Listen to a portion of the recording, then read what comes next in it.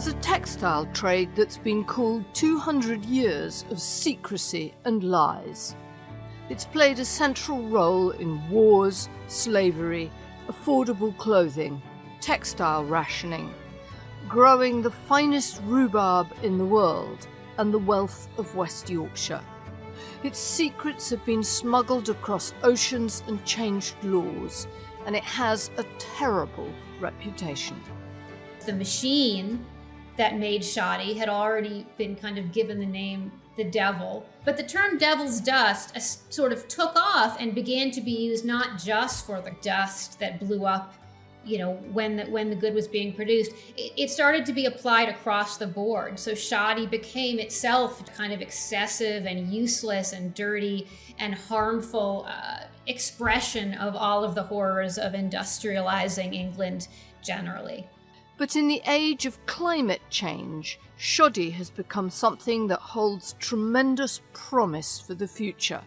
A future in which our clothes don't impose such a burden on the planet. The world's crying out for it, and we're determined to not just protect the industry and the craft, but to re-energise it.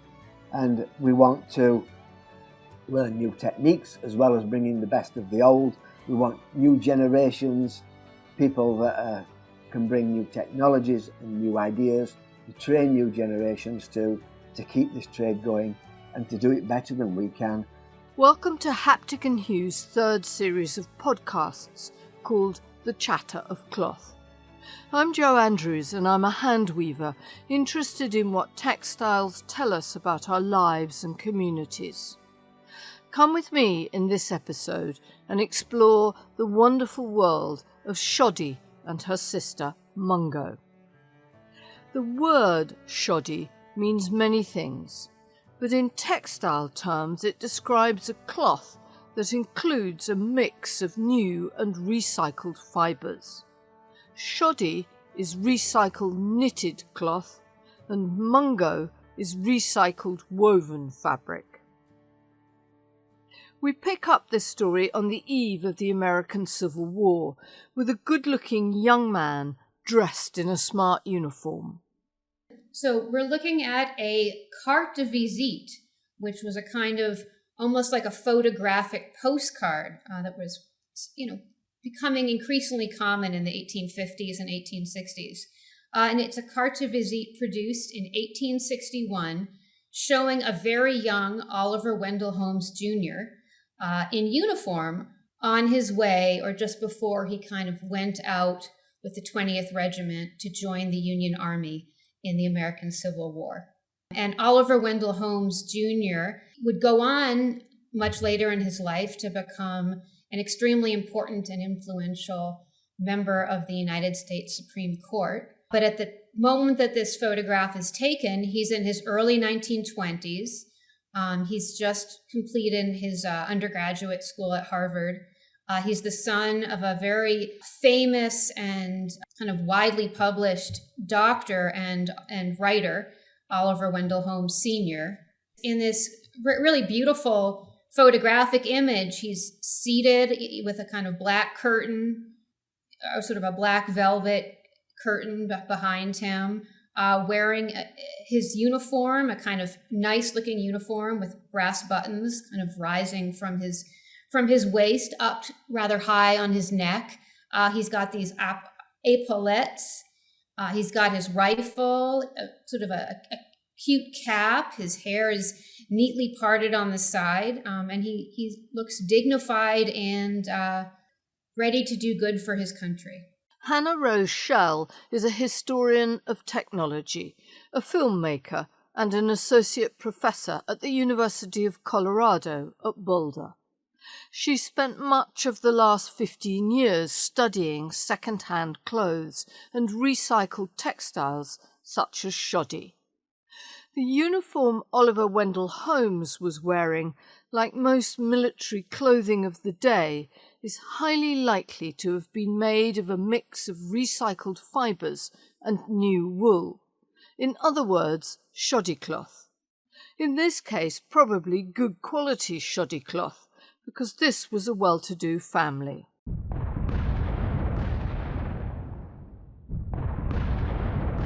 But his uniform points us to the fact that when the American Civil War began, the North had a problem, a big problem.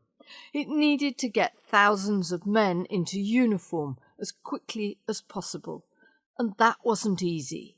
There was a need on the part of the government and of the North for a huge amount of just kind of accoutrements of uniforms, blankets, jackets, pants, all sorts of things. And there were a number of different big issues that arose. First of all, a lot of the textile industry at that point, a lot of materials were being produced. The cottons were all being grown in the southern states. And during the Civil War, that sort of source for supplies was cut off to the north.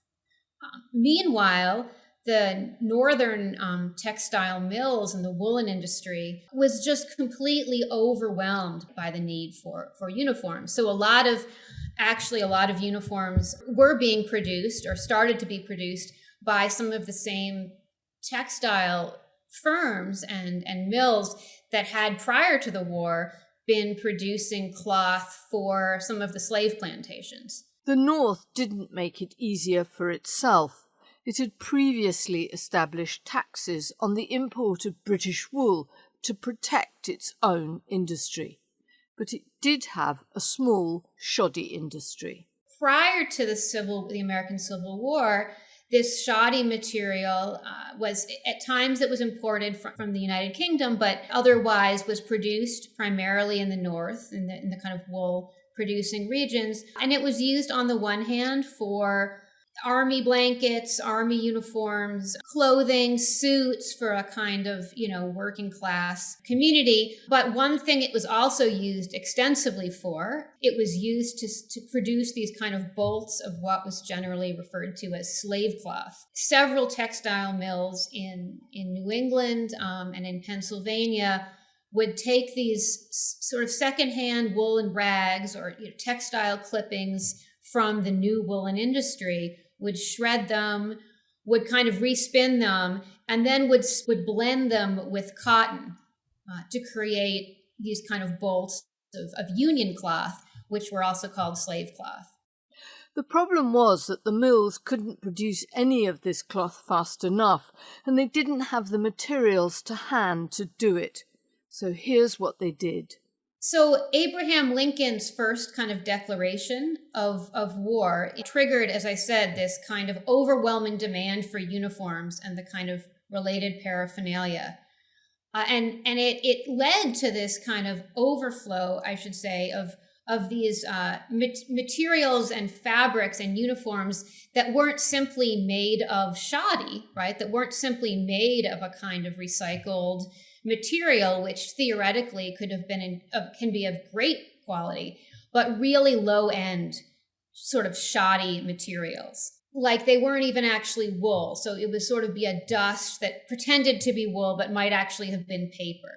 So really, really low end goods, which is to say that you have all of these, these soldiers and they're out in the woods and it's wet, and their blankets, according to the press, according to journals, their blankets and their uniforms were kind of literally dissolving off of them. This is one of the reasons, often overlooked, that the Civil War was the deadliest conflict in American history. There are other reasons too, of course, but the uniforms the Union troops wore were not fit for purpose. Some of the images that have become so iconic in remembering the war are pictures of Union soldiers, their corpses kind of spread on battlefields, sort of battlefields littered with dead bodies, in which we can actually see these kind of deteriorating uniforms. So the war itself resolved with the Union Army winning, despite a huge number of casualties. And in the post-war period, from the perspective of textiles, the word shoddy from that point forward would continue to have these kind of murky connotations. Until late on in the Civil War, there was one item that would have been made of good quality woolen cloth on the battlefield, and that was the American flag. It was made in Britain from a fabric called bunting, Something of an irony that the colonial power against which America had successfully rebelled was the provider of the new country's flag for nearly 90 years. But no one else had the luxury of high-quality woolen cloth like that, and there was a huge public scandal. The press was outraged and campaigned for reform. A number of articles survive, including this song. And it's a song sort of told from three perspectives: an army contractor, a kind of higher up in the army, and a soldier. I'll just share a little bit of the lyrics because I think it gives a good taste. The coat contractors gave us were of shoddy cloth of gray, badly made and badly fashioned, much too large or small for men. Only for a day we wore them, and they came to pieces then. Bad the buttons, bad the breeches, breeches only fit for mending. Oh, the ripping, oh, the darning, oh, the tailoring unending. There were congressional inquiries, talk of criminal proceedings for war profiteering, and reform. These investigations became a model for future inquiries into contracting scandals, and the word shoddy escaped into the wider world and acquired new meanings.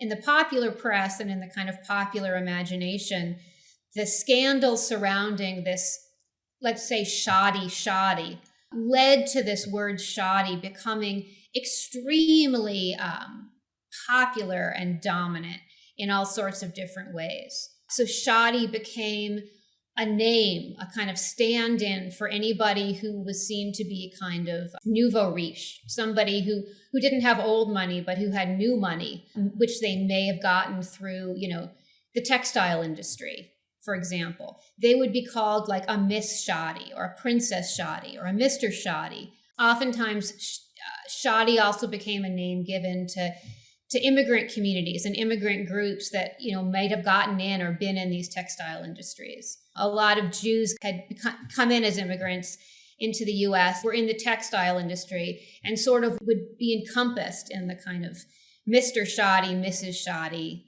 These shoddy people often had Eastern European or sort of Germanic-sounding accents. Certainly that was a way in which this word shoddy took on these kind of larger-than-life kind of connotations. But there's also a way of looking at this which says that America was lucky to have this technology at all. The shoddy process was invented in Britain, in West Yorkshire in the early 19th century. There are many stories about how it came about, but the man usually credited with this is Benjamin Law of Batley. There's a blue plaque to him outside Batley Library. He put together a process in which old clothes were torn apart by powerful spiked machines called devils. The resulting fibre could then be blended with new wool, spun into yarn and woven into cloth. It was an ingenious way to recycle old clothing, and its secrets were closely protected by law. That is, until a blacksmith who'd worked with the inventors of the machine tried to make his fortune. One of the blacksmiths who had worked with the inventors of the shoddy machine seems to have kind of smuggled a prototype of this devil machine out of the United Kingdom, doing so in defiance of laws prohibiting the export of British machinery or blueprints at that time. What's said or what's reported is that he shipped it out through Liverpool and was sending it to a contractor, to a contact he had in New York, declaring it falsely some kind of rice threshing machine as a way to kind of cover up that in fact he was kind of smuggling out this secret UK invention. He had intended to follow his machine to kind of take the next boat out and therefore be able to meet up with his smuggled machinery and, I'm sure in his mind, become some kind of shoddy millionaire in the United States. But he, in fact, was caught and arrested by British customs. The shoddy picker itself had been shipped and, somehow was able to connect with his contact. The machine ended up kind of making its way to New England and seeding shoddy manufacturing industry in New England in the United States. Back in West Yorkshire, the shoddy process had transformed places like Batley and Dewsbury. Here's John Parkinson, a man with shoddy cloth in his blood. When Benjamin Law first sort of had his discovery in the early 1800s, the towns surrounding the area were very small. People were weaving and spinning in their homes, hanging their cloth out in the fields to dry after being washed, after finishing. That was the sort of extent of the trade. It was pre-industrial revolution as well, so it was very early on, and they were competing with other areas in the country. Even there was a trade down south in the West Country and in different places that were woolen manufacturers, and they didn't have really any advantage over any of those. And that was where the difference occurred. The big advantage was when they were able to develop the shoddy material that could be included in a cloth. And from very small hamlets with just a few people, Batley, Dewsbury, Ossett, Morley, all those towns, and then into Huddersfield, they grew massively, both in population as people went for the jobs, and also the entrepreneurs that were starting up with machinery. And as the Industrial Revolution sort of took hold, they were able to develop more machinery and more efficient practices of powering the machines. And so all of a sudden, or a certain type of woolen cloth was becoming more affordable because it was cheaper.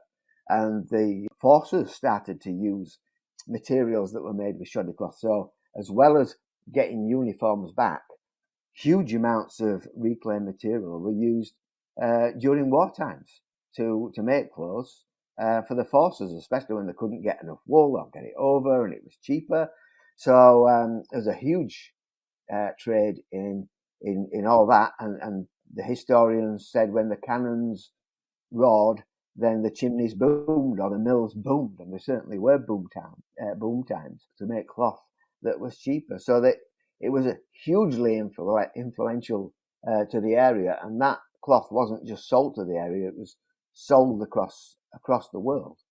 It was said that largely because of some of that trade, hugely influential, that there were more Rolls Royces in the Huddersfield district than there were in London for a while, and all built on that kind of the old idea that there's brass in muck, and brass being, of course, the Yorkshire term for money. John was born to the shoddy trade, and some of his strongest childhood memories are helping his dad when he set up his own shoddy mill in 1970. It goes back, I guess, to the earliest times I can remember. So in 1970, he remortgaged the house, and I remember him sort of talking to me, even though I was only 10, and telling me all about it, and typically as a 10-year-old being sort of a bit disinterested, not fully realising the enormity of what he was doing. He always said, if this goes wrong, we'll be living in a tent in a field. And that kind of sounded quite exciting to me at the time. And my weekends and school holidays were spent helping out, particularly in the first year or two when we were trying to keep the wage bill down and everything. Even though I'd been around before then, around the mills, before I was 10. I soon became used to treading bales. So in the sorting room where they were sorting what we called rags, but today probably called pre-loved garments, post-consumer wool. And you'd climb up into the bales that were mounted with ropes on the old wood beams, and you'd tread down to make a nice firm bale. The trick was always treading to the corners, and the middle will look after itself. And they used to go from one bale to the other as they were emptying baskets of different materials in, and then later on helping out with blending, and that's laying materials next to the fibre opening machines, what we call rag pulling. So pulling is the process of recovering fibres from garments, and all the other jobs in the prison. And in the summertime, sorting outside, which was lovely. But in the wintertime, not so great, moving sort of skips with metal wheels across cobbled yards while the snow's falling on you. I remember one of my dad's friends looking out from an upstairs office window to us doing this as young kids. Instead, it looked like a scene out of Dickens.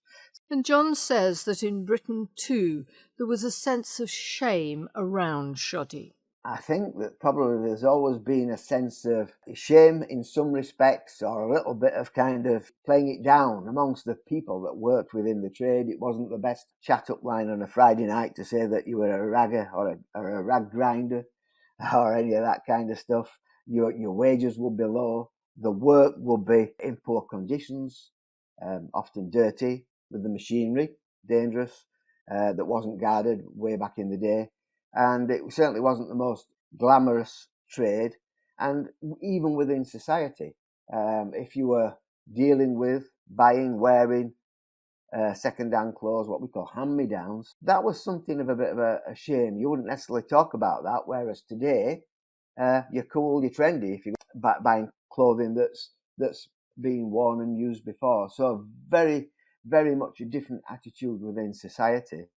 And that secrecy extended to the manufacturers, and John says there was always a great deal of cloak and dagger about the entire operation. Many of the woolen manufacturers would try and hide the idea that they were using reclaimed wool to try and elevate their status as only using new wool, and therefore their prices are higher, even if they were sneaking a bit. Nearly everybody was sneaking a bit of reclaimed material in. And there are stories of woolen manufacturers even having their bales delivered at nightfall under cover with sort of coded descriptions on the bales, and so that people wouldn't realise they were using reclaimed material. And also stories of competitors following the wagons round. People tell me that still happens. Following the wagons round to see who's selling to who and what's happening. So that there was this sort of idea of it being almost like an undercover thing. And to a large extent, apart from the people that live in the area, across the world, many people weren't aware that this activity was taking place. And even today, even though there are other parts of the world where this happens, so many times that I speak to people and they say, wow, I never realised this was possible. This is amazing. And it's 200 years old. So it is a kind of a thing that's been cloaked in secrecy. One of the reasons for the secrecy is that in the 19th century, Batley resembled a vision of the underworld. Here's Hannah Rose. Absolutely. There are these rather vivid descriptions of the railroad tracks at Batley Station in the 1850s, and the railroad tracks being piled up with rags, with dust, and then with the kind of glimmers of gold, the eyes of the merchants doing the kind of the buying and the selling. So the kind of wealth, the glitz, but also the dust and the filth and the dirt and the coal that was needed to produce all of those things. The rag industry in the late 19th century was very successful and produced a lot of wealth for those in Batley. There, in the major church, the Methodist church in Batley, almost all of the stained glass windows, are devoted and were kind of funded by these different kind of shoddy families. The connection between shoddy and dirty rags was also a problem. In 1860, Samuel Jubb published a book called The History of the Shoddy Trade. And here's how he described Batley in an extract read by Bill Taylor. This is the famous rag capital, a tatter metropolis, whither every beggar in Europe sends his cast-off clothes to be made into sham broadcloth for cheap gentility, of moth-eaten coats, frowsy jackets, reeky linen, effusive cotton, and old worsted stockings. This is the last destination. Reduced to filament, a greasy pulp by mighty toothed cylinders, the much-vexed fabrics re-enter life in the most brilliant forms. Descriptions like this helped form a connection between shoddy and moral hazard, which were exploited by a vocal anti-shoddy movement. Because the machine that made shoddy had already been kind of given the name the devil, This devil's dust referred to all the dust that blew off. But the term devil's dust sort of took off and began to be used not just for the kind of the waste, the dust that blew up, when the good was being produced. It started to be applied across the board. So shoddy became itself just a kind of a dust, a kind of excessive and useless and dirty and harmful expression of all of the horrors of industrializing England generally. And so devil's dust actually became a way and a topic that would be brought up by a lot of the Chartist and the Chartist movement in the 1840s in the UK as a way to just talk about how horrible sort of industrialism was in general, the sort of way in which that the shoddy industry kind of exemplified everything that was bad about these petty capitalists. These new companies, these factory owners needed to be controlled. And these sort of actually rather florid descriptions of shoddy mills and of the conditions of shoddy production began to be invoked as a way to kind of talk about factories more generally and being unsafe, being unsanitary. Shoddy began to be criticized within that context and began to exemplify the worst of that kind of situation. Despite this, shoddy was widely made and worn in the 19th and 20th centuries, and depending on the mix, it could deliver something flimsy, giving us a sense of why shoddy is a name for something badly made. Or it could deliver an excellent, hard-wearing cloth. It was used for many kinds of official uniforms. Train conductors, soldiers, sailors, nurses, policemen and firemen all wore shoddy, usually without knowing. And over time, the industry changed. Here's John Parkinson again. They used to say that the birds used to fly backwards in Batley, so soot didn't get in their eyes, and all that kind of stuff, until it over the years started to clean up its act. Materials got cleaner, the factories got cleaner, and people got better at using their waste. But the entire shoddy industry sank into decline in the second half of the 20th century, as the mills in Yorkshire closed and the world moved on. Fashions began to change, and people wanted lighter weight materials as they got warmer homes. When you're spinning finer, then reclaimed materials have limitations with how fine they can spin. And so there were issues there. People started to use synthetics. So we had polyester duvets instead of wool blankets. And the wool blanket trade was really big, especially because those are heavier yarns too. The introduction of synthetics had a big effect, and other fashion items like denim. It was also a time when, or as time increased, and people started to learn how to reclaim materials overseas, they could do it cheaper, as health and safety meant that it was becoming more expensive for UK mills to use reclaimed materials, and they had to work with higher value materials to compete. I don't think that the English, UK, Yorkshire mills perhaps kept up with technology, and working with reclaimed materials can sometimes present different challenges too, that perhaps it's easier to work with new fibres, and little by little, for lots of reasons, as I say, people used to have travel rugs over the on buses and trams, and then they got cars and they got heaters in the cars, and all those kinds of things for warm clothing, and formal wear started to decline for those reasons and many more. The shoddy trade began to decline and mills started to close. But mills were closing that didn't use shoddy. There was a general decline in the high labour-intensive industries. In all the heavy industries in the UK began to decline. So for lots of reasons, that happened until 2000, the year 2000, the last traditional shoddy manufacturer closed. John was working in his dad's company, and things were difficult. We were sort of deciding whether it was worth carrying on. Business had got so low. Dad got ill, and we lost Dad. He died, and so we were left with, well, we've lost our leading light. We're in this situation where we're thinking about closing down. We'll either have to close or we'll have to find a way of staying open. But we'd racked our brains until one time we had that kind of a eureka moment whereby we said, well, we've just been in the supermarket and we've seen all this cardboard and this other stuff. It was early days, it's late 80s.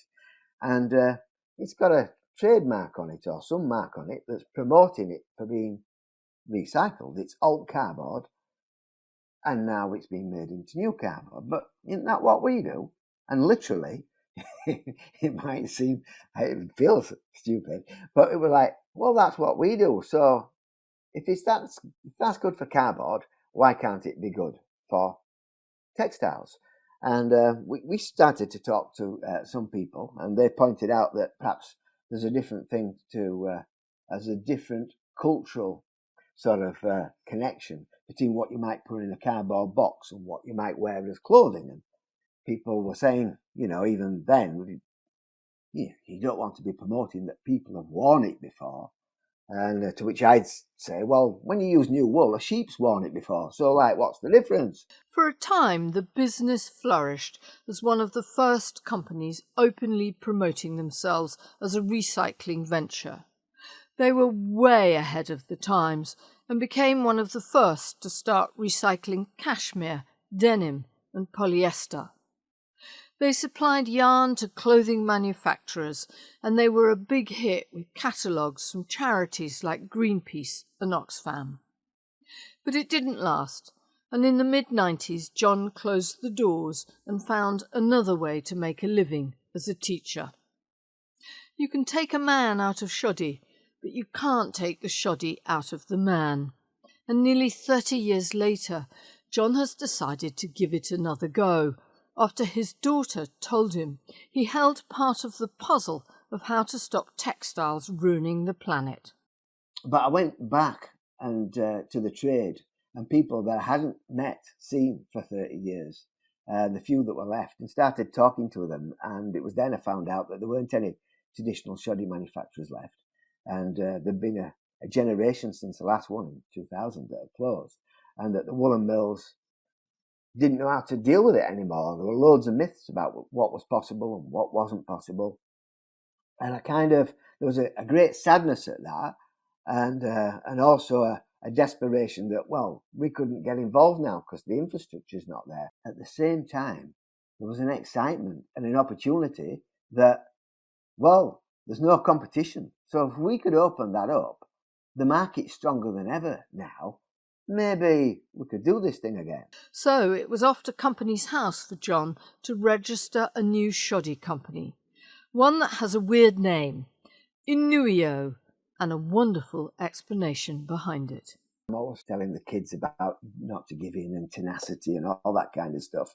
And the idea that waste materials are not really waste materials. It's a raw material that's limited by our imagination, and it can be used for new stuff. But how do you get all that into a trendy name? And I'm not sure whether we managed a trendy name, but I'm always telling kids in the Yorkshire accent, it's never over until it's over, which for international listeners is, it is never over until it is over. And I went to Company's House to start the business thinking I'll make a contract, I'll make an acronym. And so I got the two I's, the single I, it's never over until it's over. And amazingly, somebody had a business very close to that name. So I did the full, it is never over until it's over, and put that into the Company's House thing. They said, yeah, you're crazy. Nobody else would have a name like that. And before I knew where I was, I'd clicked the button and our company had become Inuio. At the moment, John's idea has survived the pandemic. He has secured the grants, bought the machines, and is ready to make new shoddy. He knows there's a market for it. All he lacks is somewhere to site his machines and run his business. And time is getting short before the offer of funding runs out. Getting to this point has been an enormous effort and risk for him and his family, but his zeal is undimmed. I've given up my job as a teacher to focus on this full time. We've been to lots of different UK manufacturers to say, we can do this job for you now, we can take your waste, we can be a service to you both for research and development, but for the first time in a generation, we can take your waste and repurpose it for you. So you can either put it back into your hopper and use it again, or if you haven't got that facility, we can make new yarns and fabrics for you to offer as ranges to your customers for waste that previously might have been landfilled, burned, sold to the waste man, and you've no idea where it's gone to. We can provide this solution for you. This is like such a joyous thing that we can do, and it's like so amazing that we're going to be able to provide this service to the UK industry and be back in a trade, be able to follow our passion again. He's not there yet, but the old gleam is back in his eye. This story, though, has some threads to darn in. Oliver Wendell Holmes survived the Civil War, although he almost died from his injuries. He went on to become a distinguished Supreme Court judge. Over 40 years later, a case came before the court about the transport of mattresses across state lines in the US. Mattresses were usually stuffed with shoddy. The other judges couldn't see a problem, but Justice Wendell Holmes could. Oliver Wendell Holmes, who had this very wrenching and memorable experience as a soldier in the Civil War, had seen firsthand the kind of plight of soldiers having to deal with these very shoddy uniforms, was confronted with this case. And it was in 1926 he delivered a kind of searing dissent. The court as a whole basically decided that there was no problem with interstate commerce in this case, and that there wasn't necessarily a problem with the cleanliness of the mattresses, which was what Oliver Wendell Holmes was really concerned about. And Holmes delivered a really searing dissent, basically, just decrying even the possibility that shoddy materials could be anything but diseased, that there was no way to know that secondhand goods could be anything but sickly, but ill. It seemed that he really had brought over these kind of memories and these associations from the Civil War to his attitude and approach towards ruling when he was in this very kind of powerful position. And I promised you rhubarb as well. Yorkshire is the producer of the world's finest forced rhubarb in an area not far from the old shoddy towns called the Golden Triangle. Part of the secret of that rhubarb was the fertiliser that they used on it, which was, of course, nitrogen-rich dust from the old shoddy mills. If John succeeds in getting the space he needs to make shoddy again, then the rhubarb may find a new supply of fertiliser. But for now he's living on hope and a vision that he has a way to make a real difference to the planet. Absolutely. The same kind of joy. I mean, I watch the processes happening right from the sorting, and then what we call pulling, the shredding, the opening up, and then as it goes from blending into carding and spinning and then making into new stuff. And I'm watching it, and it's just a magic show. It's like, even though it's all I've known, I still, stand and gaze in wonder. How can we turn this stuff into this? How is this happening in front of my eyes?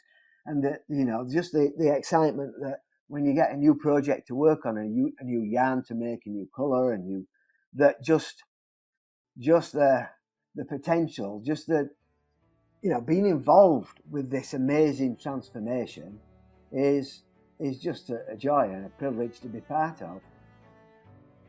Thanks to Dr. John Parkinson for sharing his passion for shoddy. If anyone knows of someone who wants to house a new shoddy business, get in touch with him now. Thanks too to Hannah Rose Schell for her research and expertise. Her book, Shoddy, From Devil's Dust to the Renaissance of Rags, is a great read, and you can find it in the Haptic and Hue bookshop, as well as a curated selection of the best textile books in print recommended by listeners to this podcast. There are some great presents there, and every purchase helps support this podcast at no extra cost to you. Details of how to access the bookshop are on the Haptic and Hue website, at www.hapticandhue.com/listen. Lastly, thanks to Bill Taylor of the Lark Rise Partnership, who produced and edited this episode. We'll be back next time looking at what samplers tell us about the women and girls who made them and the times they lived in. Thank you for listening, and thank you as ever for supporting this podcast via the Buy Me a Coffee button. I appreciate it.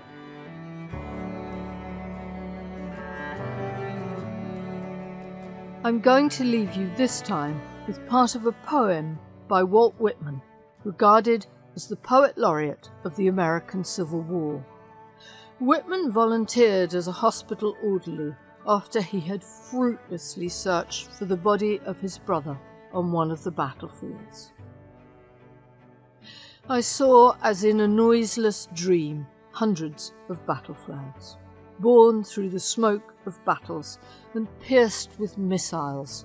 I saw them, and carried hither and yon through the smoke, and torn and bloody, and at last but a few shreds left on the staffs, and all in silence, and the staffs all splintered and broken.